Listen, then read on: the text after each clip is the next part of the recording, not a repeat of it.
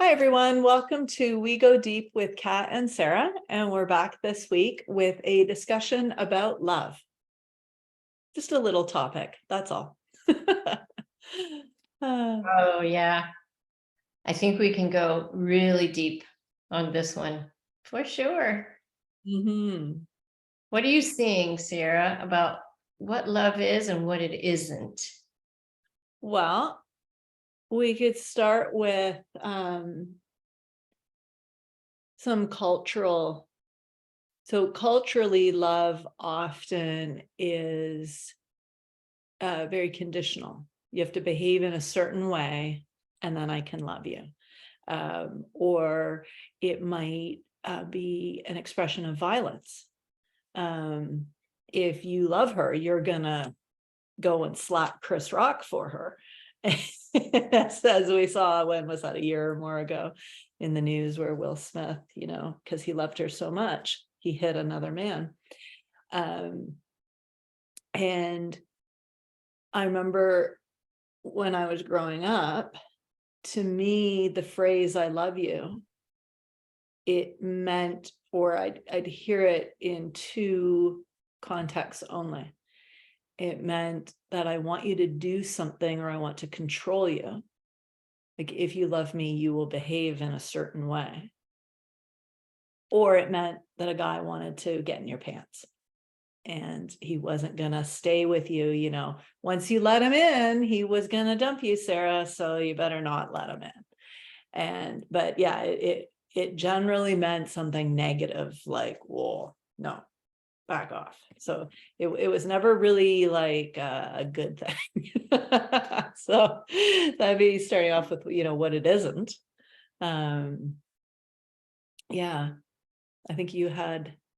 Well, okay, that makes me think of something that looks more positive.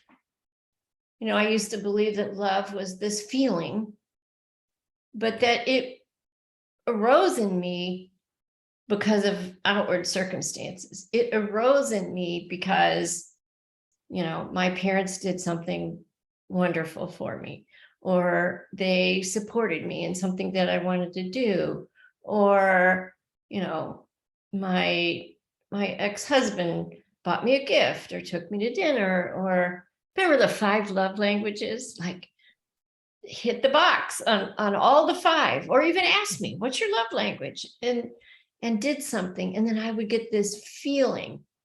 So it's been a while, but that's how I used to see love. Like, it's a feeling in me, but it arises in me from the outside in. And now I see that is not really and truthfully what love is.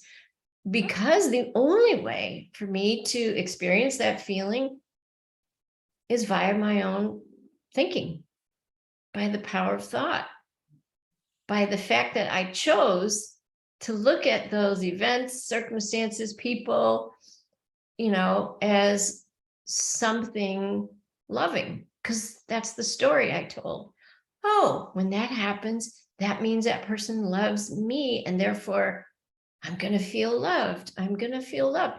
Or vice versa. They would do something or be a certain way, and then I could feel love because of that thing. So it was all generated by thought. And that isn't, to me, that's an explanation of what love isn't.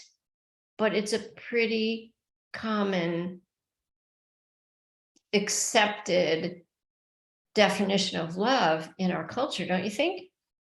Yeah. So then when your partner or spouse or boyfriend goes away, maybe passes away or breaks up with you, or isn't in your life anymore for whatever reason, then with that understanding, you would then not have love anymore. If Yeah, it's coming from the other person. yeah, yeah, Yeah. yeah, kind of. But I can't, I guess I got to go right to what I think love is. Right. I'm just like, ugh. So, I mean, my We're husband, jumping through hoops trying to say what it isn't. yeah, my husband died 3 years ago, and I can call up a memory and then have that feeling of love, and he's not even here. And so therefore, a feeling of warmth and equanimity and, whatever it is, oneness and unity, like that can arise without the person even being there.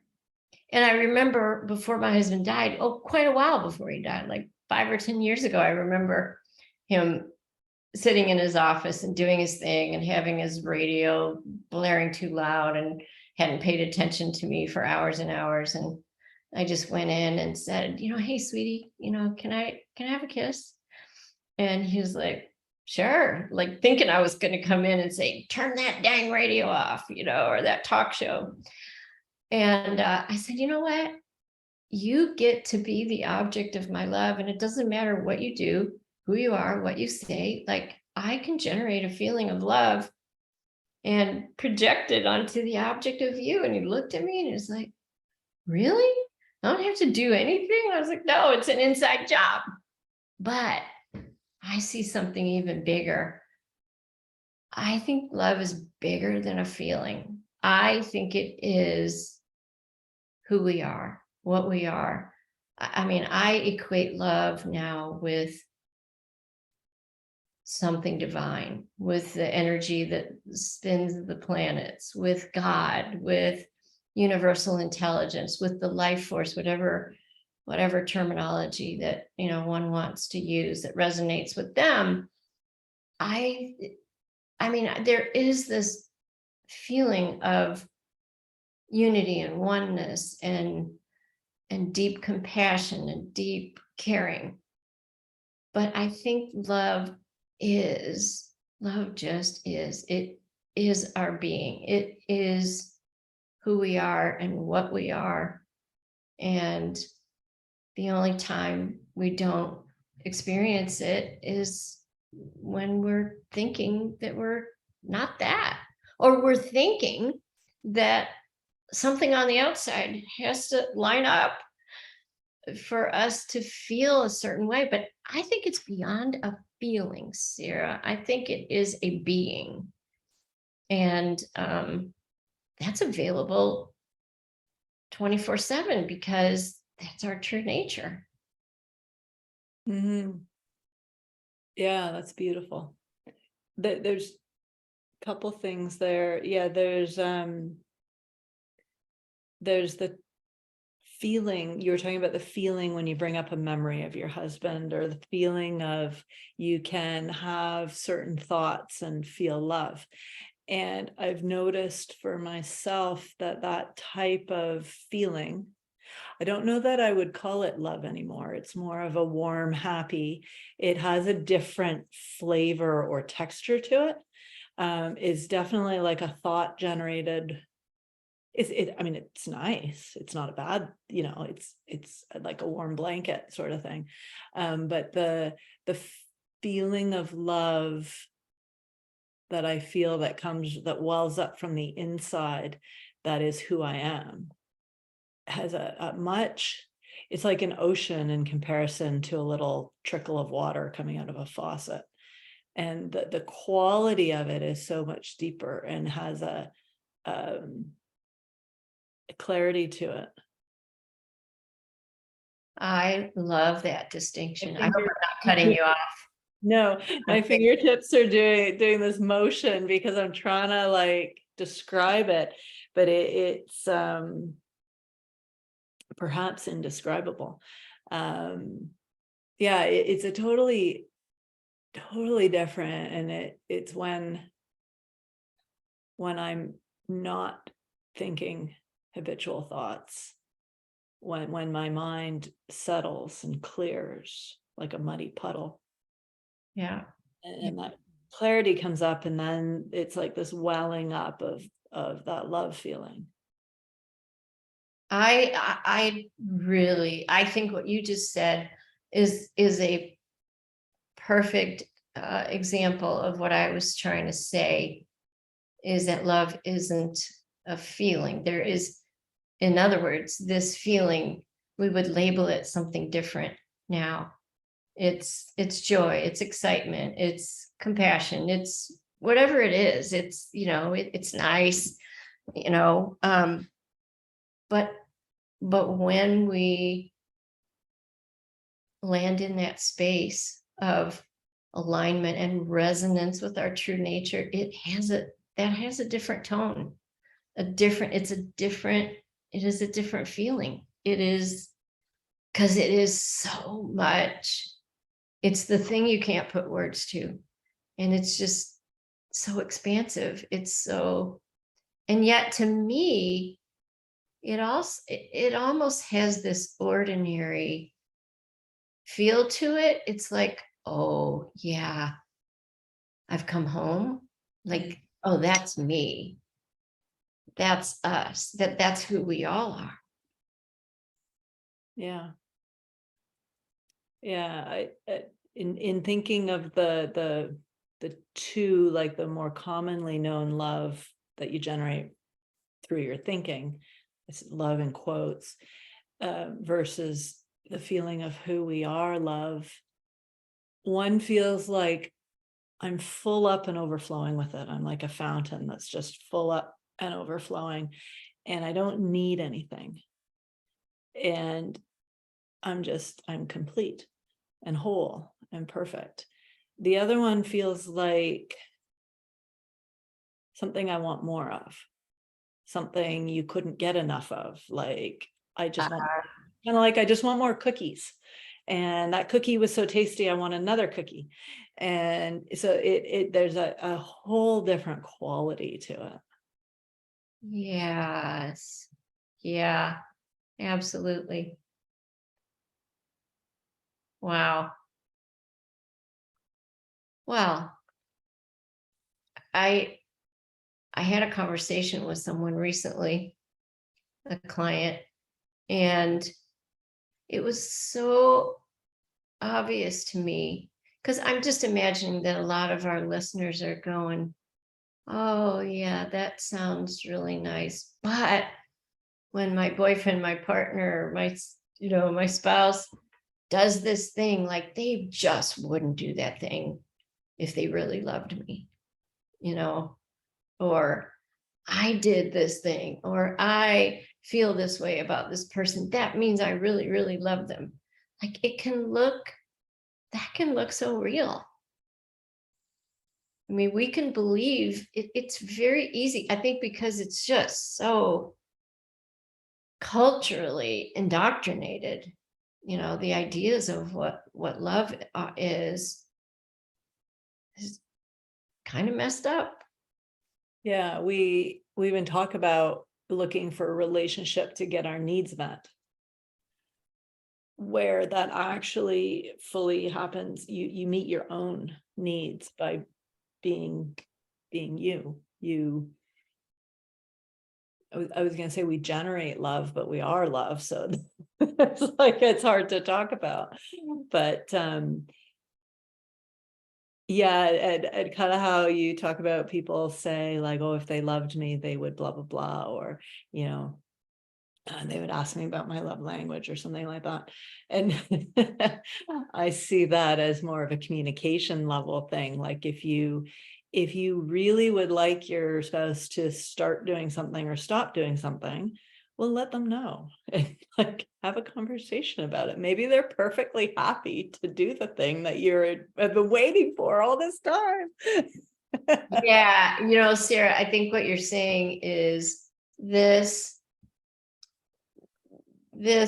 understanding that we are love is huge, and yet we are humans. And when two humans interact on the physical plane in a relationship, like then there are all those practical things like communicating. It's not like, oh, we're just going to bliss out and we're going to be love and then everything is going to be hunky-dory with all the people in our lives, our partners, our spouses, our children, our parents, is just, and yet my relationship with my mother, which has always been good, has expanded and gone to a depth that I just can't even begin to, express, like my amazement, utter amazement and gratitude simply from my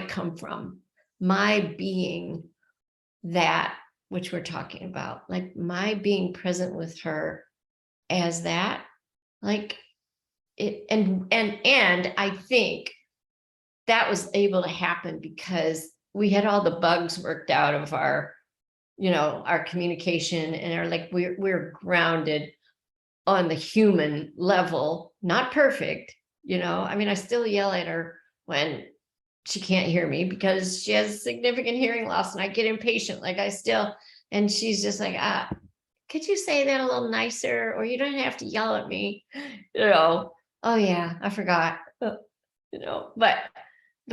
anyway, there's like the practicality of, the dynamics of human to human relationship that we can't just like be in bliss and everything's going to just, and yet all those practicalities, like they're so much easier. They're filled with so much less conflict when we don't have thinking and strategies and when we can just come from the beingness of love. What do you think? Yeah. It's like the perspective you're looking at something from. So when you're overflowing with love and giving love to others, and the small things don't seem to matter as much. My husband likes to load the dishwasher in a way that I think is quote unquote wrong. And I tend to like structure and optimizing. And I believe that I can get 30% more dishes in per load. But does it really matter? No. So that actually, if I'm in not a good mood, that starts to look like the be all and end all of the relationship. Well, like, I'm going to leave you because you're loading the dishwasher to 70% of its maximum capacity. Like, that's just ridiculous. But when that starts to look really important, then I know that I'm way off. And from that beingness of love of who we are, who cares? Just run the damn dishwasher. and sometimes I might add in a few things and there you go. But it's yeah, it doesn't matter. Yeah. Or the communication, if something needs to be said, it'll be obvious. Like, hey honey, can you not leave your dirty clothes all over the floor, or whatever. Normally it's little things in a relationship. Well, and it sounds to me like, you don't make his, maybe you've made some, requests be known to him. Hey, here's how I like the dishwasher loaded, would you comply with my wishes? And when he doesn't, you go, oh, well, I guess he doesn't love me. Like, you're not going there. You're not like, oh, okay. Although, could be the end of the marriage. I did that years ago. You did that years ago? I did that years ago. Yes. Yeah. I had to get over the dishwasher. Because don't we, like, how many times a day do you hear someone say, well, if he really loved me, I've made my wishes known, he would be different, do different. if he really loved me. Well, that's a story. Is Yeah. that really true? I don't know. But it's kind of inconsequential, because it can't mean love or not love, Yeah. because that's not what love is. Love isn't a thing you do. Love isn't a thing you say or not say. It's a thing you be. It's a thing you be. Yeah. Yeah, Hey. different behaviors. We never know what a particular behavior means for someone else until you ask them. It came to mind, my husband likes our, we have these kitchen green bins for food scraps. He likes it to face a particular way on the counter. And I wanted it facing 90 degrees to where he had it. And we were fighting over it a little bit, like just moving it angrily. And then I one day decided, like, you know what, this doesn't matter. Why am I getting upset about this? And so I'll just do it the way he wants it. So when I started lifting the lid to this thing the way he wanted it, it was hurting my wrist. And I couldn't actually do it. And I hadn't realized that's why I was turning it. And so I said to him, this hurts my wrist. He still turns it before he lifts the lid because it's easier for him with, I don't know. Anyway, so then we just use it how we want to. But in realizing what the actual, the meaning could be anything, I could have, and I was starting to make up that he didn't care about me because he needed it the other way. And but it was entirely all made up. Our little brains, well, our amazing computer brains in our head, like, they are meaning making machines. Yeah. And nothing to do with love or not love. No. And they're wrong half the time. Well, they're wrong 99% of the time. Yeah. And I think he asked me, why do you want it that other way? And I made something up because I didn't know, but our brain will generally make up an answer to that sort of thing. You'll observe yourself doing something and you'll say, oh, this is why. So I think I'd said something like, it's more efficient. But when I actually slowed down to like, why do I do that? It's because the other way I was getting pain. Mhm. But yeah, he still loves me.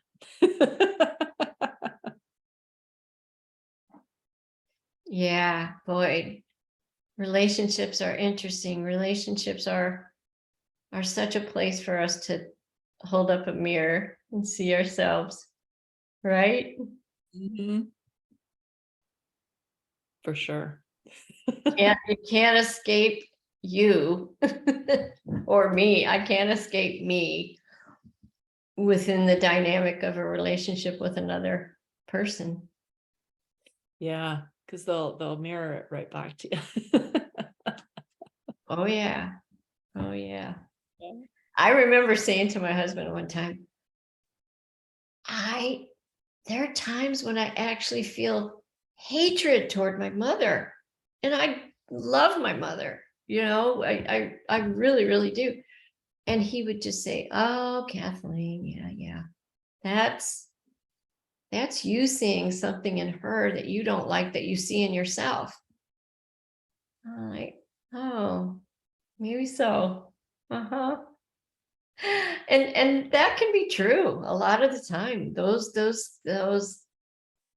situations or people or events or circumstances out there that trigger a sense of resistance or anger, whatever it is, some uncomfortable feeling, like, quite often it's an opportunity to look in the mirror and go, oh yeah, that's a reminder of, yeah, me too, I do that too. It and and then when we're being loved, when that's our true nature, we can have compassion for that human being that operates from years and years of conditioning, from, thoughts repeated on rinse and repeat over and over and over and over, that they're so they've been a part of us so long that we believe them, they look real.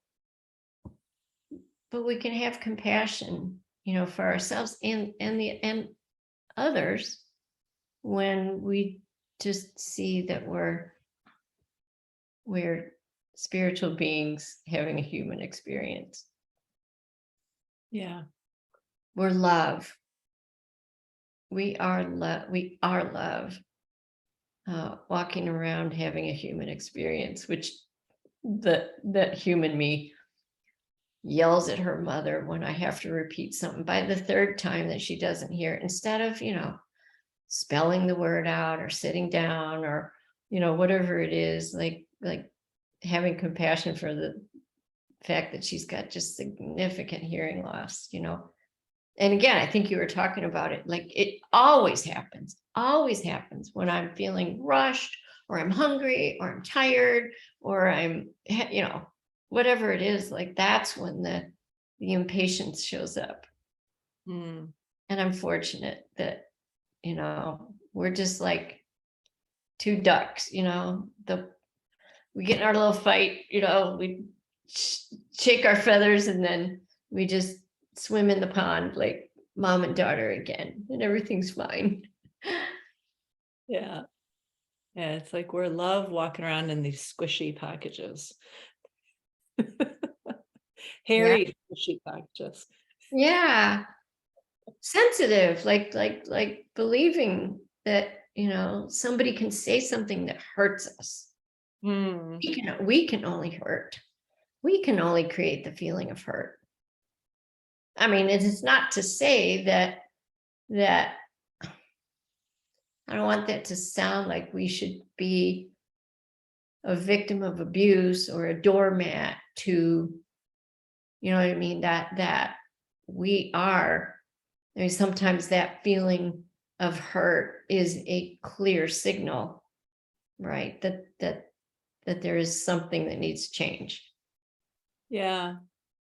I experienced that on a small scale this past week. I was driving my daughter, who's 11, to school, and she was really grumpy. And I had rushed her because, oh, we got to get there. We're late, blah, blah, blah, blah.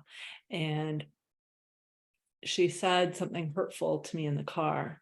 And it was along the lines of like, oh, I wish daddy had driven me to school, not you. And I saw myself take that in. I thought thoughts on top of it, like, oh, she doesn't love me, or what. I'm not sure, like I wasn't aware of the actual content, but I was aware that I put more on it. And then I started crying because I felt that hurt. I felt so hurt by what she'd said. And she kept on because she was in a cranky mood, and because she's 11. And I think she liked that she could see she could get to me. And so she said 2 or 3 more things. And I said to her, I'm feeling very sad right now. Can we just not talk? And I'm going to drop you off at school and I'll go home. And she didn't like that. She got grumpy and she left. But by the end of the day, she was, it was gone because she had settled and she no longer had that thinking.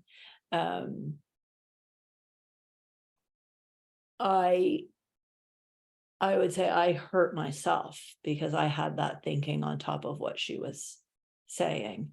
An abusive situation would be if that was someone who just didn't stop saying hurtful things over and over to you that you were living with.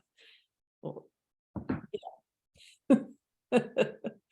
Or even on a bigger scale. And then it looks not smart to continue living with them, or however the situation is. But the more clarity you have around it, you'll see about the situation and what to do. And Yeah.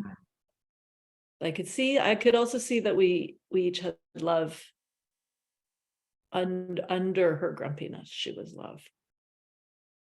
And I was love with sadness on top. Yeah. Yeah.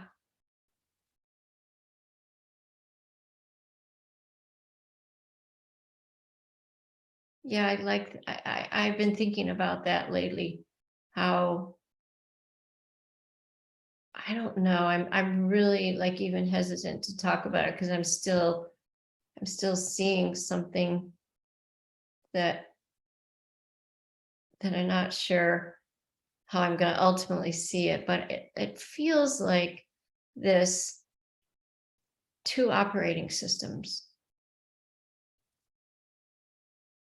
operating simultaneously, like the bigger me, the divine me, the love, the God that I am operates and the human operates at the same time. Like you were saying, like underneath the human words that came out of her mouth, she is love. Like you knew that. And then you felt the hurt, the humanness of you felt hurt. And you knew that beneath that, you are love. That she and you are one as love, that you share the same being.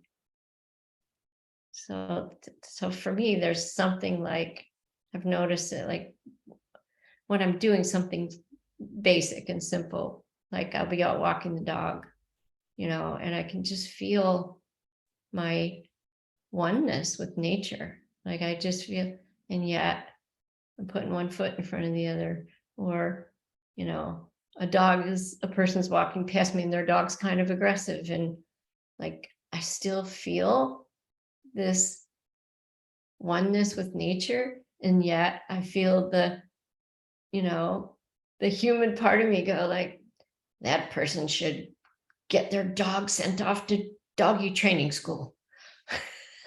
That's a dangerous dog. That person doesn't know how to train a dog.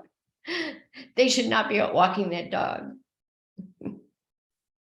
like we are always love, and we're having this human experience. Yeah. Like we're the universe having the experience of being grumpy at the other dog owner, or being sad because your daughter said something that was sort of mean. But I think I don't know, I think there is a distinction that I think is huge. And I'm so glad we went there early on. That to me, it used to look like, oh, love is this feeling and it's created from the inside out. Yes, but that's not even the right word. Because love, as we talk about love really as God, as pure consciousness, as this divine universal intelligence, it isn't a feeling. It to me, love is not a feeling, it's a beingness.